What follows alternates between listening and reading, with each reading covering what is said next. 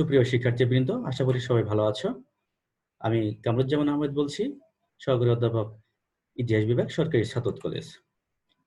তো আজকে আমরা অনার্স চতুর্থ বর্ষের যুক্তরাষ্ট্রের ইতিহাস কোর্স থেকে দাসপ্রথা নিয়ে কথা বলবো। তো দাসপ্রথা কি, শুরুতে আমরা একটু ধারণা নিই। তো দাসপ্রথা হচ্ছে একটি অনুমোদিত সামাজিক ও আইনানুগ ব্যবস্থা।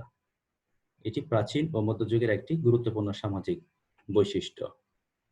তো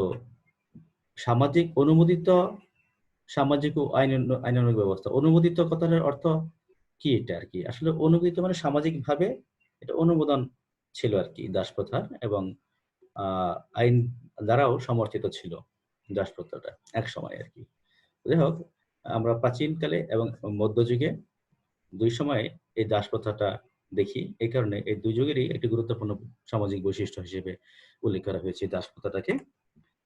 তো দাসপ্রথা হচ্ছে এমন একটি প্রথা যেখানে দুর্বল ও সহায় সম্বলহীন মানুষেরা সমাজের উঁচু শ্রেণীর কাছে অবাধে কেনা বেচা হতো, যাদের নিজেদের কোনো স্বাধীনতা ছিল না।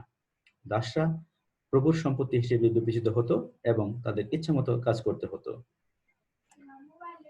বাজারে মুক্ত শ্রমিকের সংকটের কারণে সমাজের উচ্চবিত্ত ও প্রভাবশালী বাণিজ্য শ্রেণী তাদের উৎপাদন ও প্রাধান্য অব্যাহত রাখতে সামাজিক ও অর্থনৈতিকভাবে দুর্বলতর শ্রেণীকে দাসে রূপান্তর করত। অর্থাৎ বাজারে যখন আহ মুক্ত শ্রমিক সহজলভ্য ছিল না, অর্থাৎ বাজারে গেলেই শ্রমিক পাওয়া যেত না, এমন পরিস্থিতিতে উচ্চবিত্ত এবং প্রভাবশালী শ্রেণী যারা, তারা তাদের উৎপাদন ব্যবস্থা এবং তাদের যে প্রাধান্য সেটা ধরে রাখতে সামাজিক এবং অর্থনৈতিকভাবে দুর্বল ছিল যে সকল মানুষ, তাদেরকে ধরে ধরে দাসে রূপান্তর করা হতো আর কি। তো এখানে একটা চিত্র দেখতে পাচ্ছি আমরা। চিত্রটি দেখা যাচ্ছে বেশ কিছু কালো মানুষকে ধরে জাহাজে ডেকে ঢুকিয়ে দেওয়া হচ্ছে, হাত বেঁধে জোরপূর্বক। বোঝা যাচ্ছে যে জোরপূর্বক তাদের ইচ্ছার বিরুদ্ধে এখানে এই জাহাজে ডেকে ঢুকতে বাধ্য করা হচ্ছে, এবং কিছু মানুষকে বসে থাকতে দেখা যাচ্ছে হাত পা বাঁধা অবস্থায়। তো এখানে আরেকটা চিত্র আমরা দেখছি। এখানে একটা জাহাজের চিত্র, জাহাজে করে দাসদের পরিবহনের চিত্র দেখা যাচ্ছে। আফ্রিকা থেকে বিভিন্ন দেশে জাহাজ পরিবহন করা হতো, তারই একটি প্রতীকী চিত্র এটি। তো এখানে আমরা একটি প্রামাণ্য চিত্র দেখব, অর্থাৎ দাস প্রথা কিভাবে বিভিন্ন দেশে ছড়িয়ে পড়েছিল, অর্থাৎ দাস পরিবহন কিভাবে হয়েছিল এবং তাদের লাইফস্টাইল কেমন ছিল ডিউরিং ট্রান্সপোর্টেশন, এই বিষয়গুলো আমরা একটু এখানে দেখার চেষ্টা করবো আর কি। 1525 খ্রিস্টাব্দ থেকে 1866 খ্রিস্টাব্দের পর্যন্ত প্রায় 12.5 মিলিয়ন বা 125 লক্ষ আফ্রিকানকে জোরপূর্বক বিভিন্ন দেশে নিয়ে যাওয়া হয়েছে তাদের মাতৃভূমি থেকে। এদের মধ্যে প্রায় 2 মিলিয়ন বা 20 লক্ষ আফ্রিকান তাদের জীবন রক্ষা করতে পারেনি।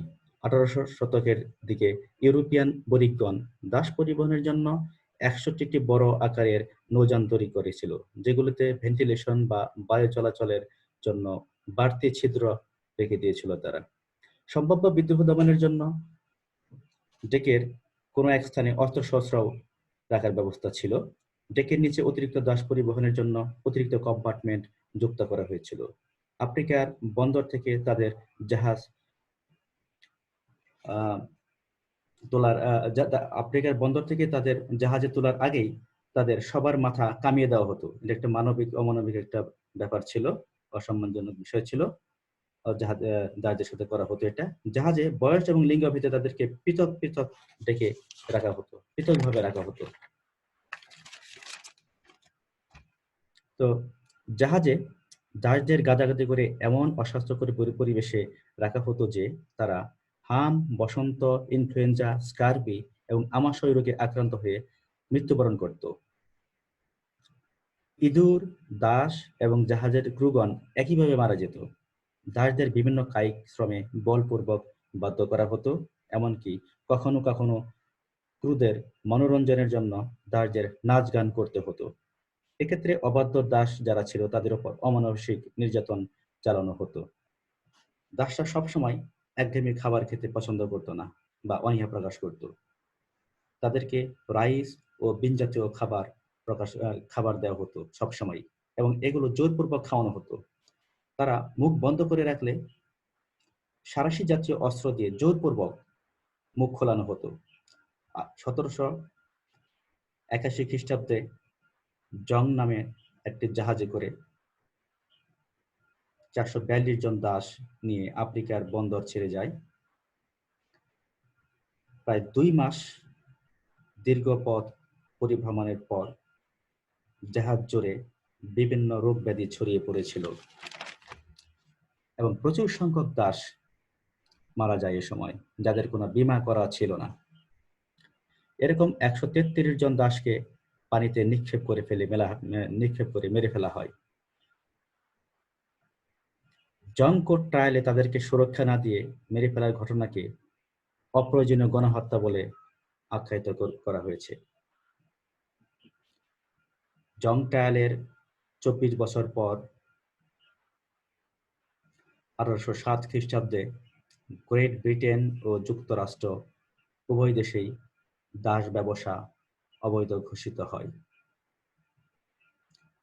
ইংল্যান্ডে আরো 26 বছর পর অর্থাৎ 1833 খ্রিস্টাব্দে এবং যুক্তরাষ্ট্রে 58 বছর পর 1865 খ্রিস্টাব্দে এই দাস প্রথা সাংবিধানিকভাবে বিলুপ্ত ঘোষিত হয়।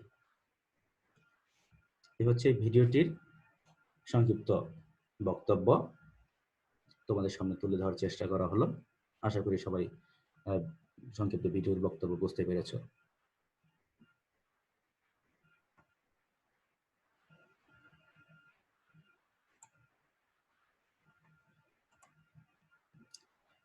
তো ঔপনিবেশিক আমলে বিশেষ করে 1619 খ্রিস্টাব্দ থেকে 1865 খ্রিস্টাব্দ পর্যন্ত ব্রিটেন বহু আফ্রিকান লোককে আমেরিকায় দাস হিসেবে নিয়ে আসে।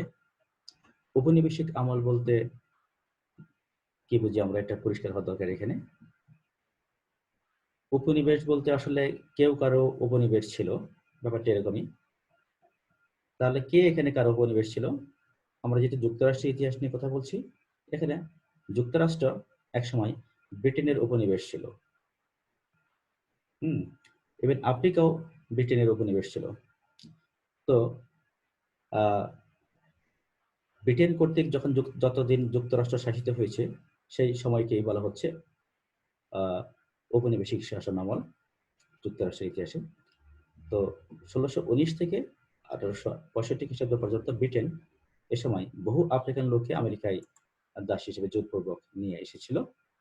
তো আমেরিকার দক্ষিণাঞ্চলে তুলা চাষের উপযোগী অনেক জমি পরিত্যক্ত অবস্থায় থাকায় তারা সেখানে তাদের আফ্রিকান উপনিবেশ থেকে দাস নিয়ে আসে।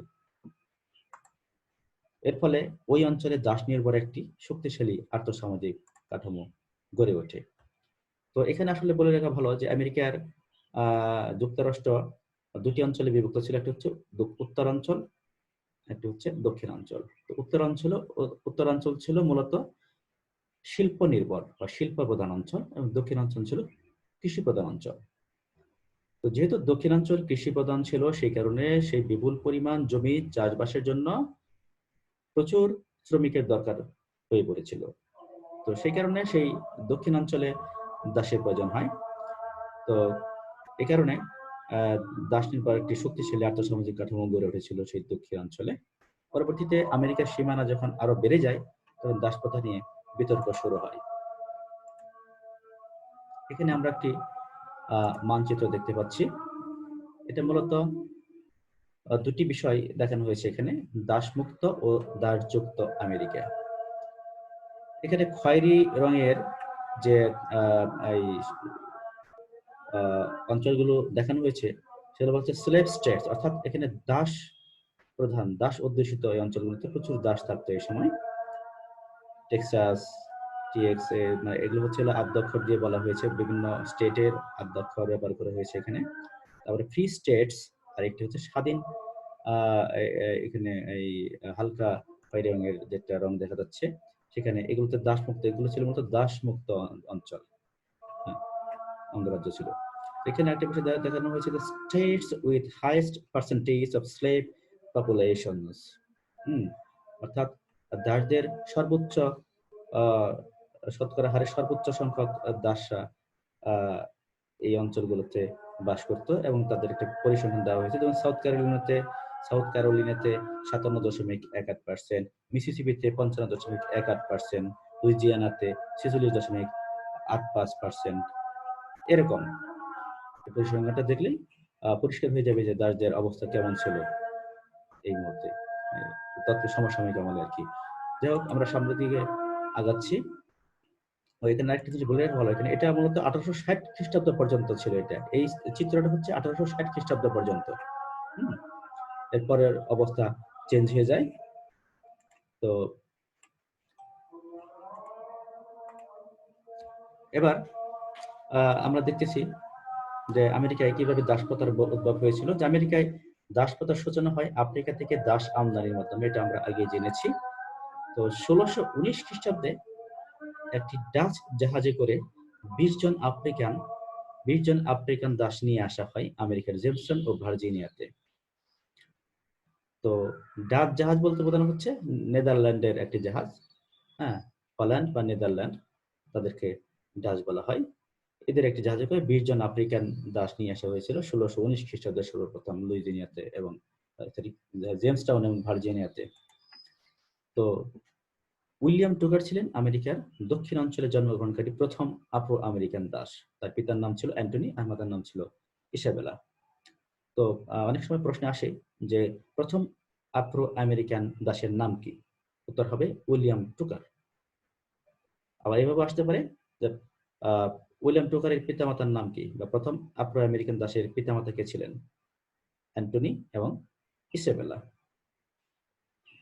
তো আফ্রো আমেরিকান কথাটার অর্থ হচ্ছে আফ্রিকা এবং আমেরিকান এই দুই অঞ্চলের মানুষের বৈবাহিক সম্পর্ক হওয়ার পর তাদের ঘরে যে সন্তান হয়েছিল তার পরিচয় হয়েছিল আফ্রো আমেরিকান হিসেবে আর কি। আফ্রিকান এবং আমেরিকান দুইটা জাতি তাদের মধ্যে তাদের পরিচয় হিসেবে ছিল আর কি।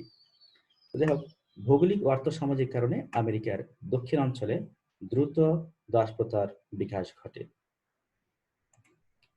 প্রচুর তুলা চাষ হওয়ার কারণে দক্ষিণাঞ্চলকে কটন কিংডম বলা হয়। অর্থাৎ তুলা চাষের জন্য মূলত দক্ষিণাঞ্চল বিখ্যাত ছিল এবং এই কারণে এই অঞ্চলকে কটন কিংডম বলা হয়। একটা প্রশ্ন হয় যে কটন কিংডম বলা হয় আমেরিকার কোন অঞ্চলকে? উত্তর হবে দক্ষিণাঞ্চলকে। 1705 খ্রিস্টাব্দের ভার্জিনিয়া স্লেভ কোড কি? ধারাগুলি লিখো, এরকম একটা প্রশ্ন হয়। তো ভার্জিনিয়া স্লেভ কোড হলো কতগুলো আইনের সমষ্টি যা ভার্জিনিয়ার নাগরিক ও দাসদের পারস্পরিক সম্পর্ক ও আচরণ বিধি নিয়ন্ত্রণের জন্য 1705 খ্রিস্টাব্দে ভার্জিনিয়া উপনিবেশের পার্লামেন্ট কর্তৃক প্রণয়ন করা হয়। অর্থাৎ ভার্জিনিয়া স্লেভ কোড ছিল কতগুলো আইনের সমষ্টি, একটা আইনে এখানে অনেকগুলো আইন ছিল।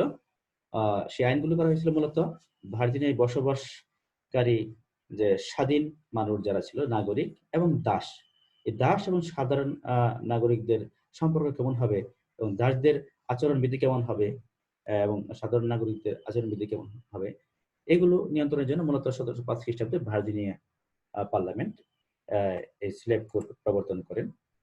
তো এই কোডগুলো ছিল বা ধারাগুলো ছিল যেমন দাস মালিকদের জন্য নতুন সম্পত্তি আইন প্রতিষ্ঠা পায়, কোর্টের মাধ্যমে দাস ব্যবসা বৈধতা পায়, আইনসম্মত আইনি ভিত্তি লাভ করে দাস ব্যবসা, বিচারের জন্য পৃথক পৃথক কোর্ট প্রতিষ্ঠিত হয়, দাস কিংবা মুক্ত দাসদের অস্ত্রের মালিক হতে নিষিদ্ধ করা হয়। অর্থাৎ কোনো দাস যদি মুক্ত হয়ে যেত তবু সে অস্ত্রের মালিক হতে পারত না, আর দাসরা তো পারতই না।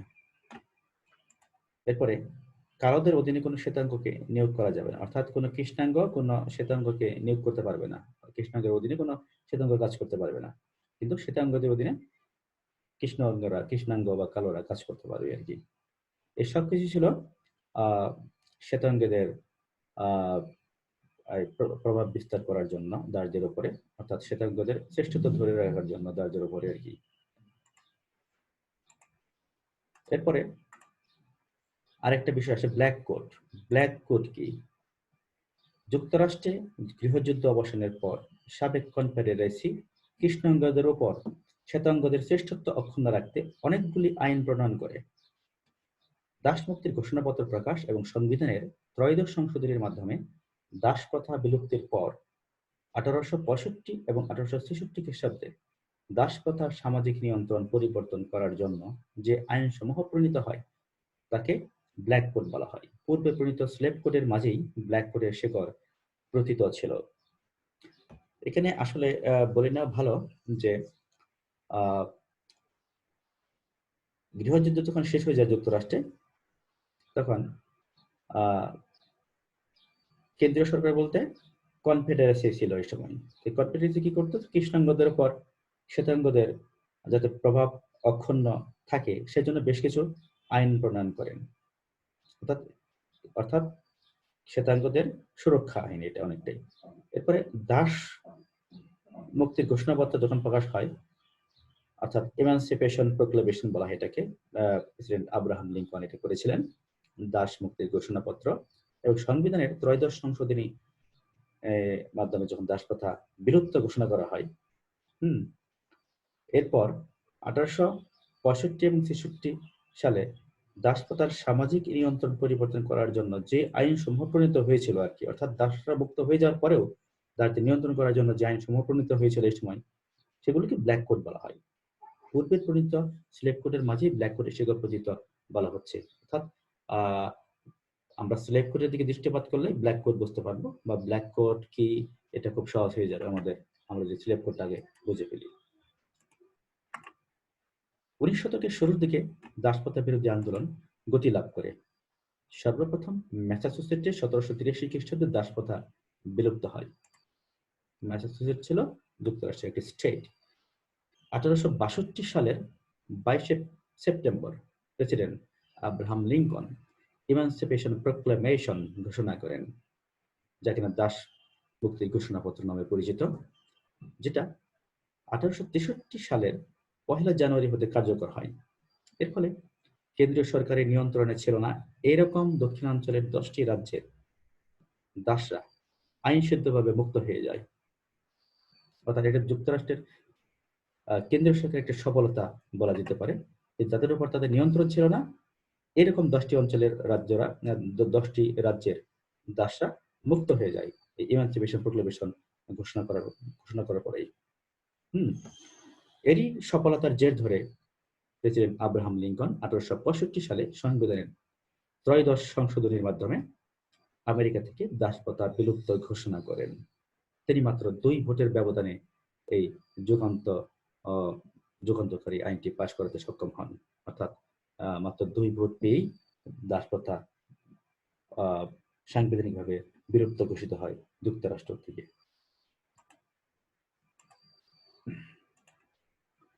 এখানে একটা চিত্র দেখছি আমরা, আব্রাহাম লিঙ্কন, তৎকালীন প্রেসিডেন্ট আব্রাহাম লিঙ্কনকে দেখা যাচ্ছে এখানে কিছু কাগজপত্র হাতে, চারপাশে বেশ কয়েকজন পদস্থ লোকজন দেখা যাচ্ছে। এটা হচ্ছে যে ইমানসিপেশন প্রোক্লেমেশন, যা কিনা আব্রাহাম লিঙ্কন পড়ে শুনিয়েছিলেন সেই চিত্র এটা, অর্থাৎ দাসমুক্তির ঘোষণাপত্র পড়ে শোনানোর একটা দৃশ্য এটা। আরেকটি দৃশ্য দেখছি আমরা এখানে, এখানে বেশ কিছু লোকজনকে আমরা দেখতে পাচ্ছি বেশ উৎফুল্ল, তারা একে অপরের হাত ধরে উৎফুল্ল প্রকাশ করতেছে, জয় উল্লাস করতেছে, কেউ কেউ হাত উঠিয়ে জয় উল্লাস প্রকাশ করতেছে এবং প্রচুর লোকজন দেখা যাচ্ছে এখানে। এটা ছিল মূলত পার্লামেন্ট। যুক্তরাষ্ট্রের সংবিধানে যখন ত্রয়োদশ সংশোধনী অর্থাৎ দাস প্রথা বিলুপ্তির সংশোধনী পাশ হয়, সেই পাশ হওয়ার সংশোধনী পাশ হওয়ার পর সংসদের একটি বিজয় উল্লাসের চিত্র ছিল এটি। আজ এই পর্যন্তই শিক্ষার্থীরা, সবাইকে শুভকামনা জানিয়ে আজকের মতো শেষ করছি। আশা করি পরবর্তী ক্লাসে তোমাদের সাথে আবার দেখা হবে। আল্লাহ।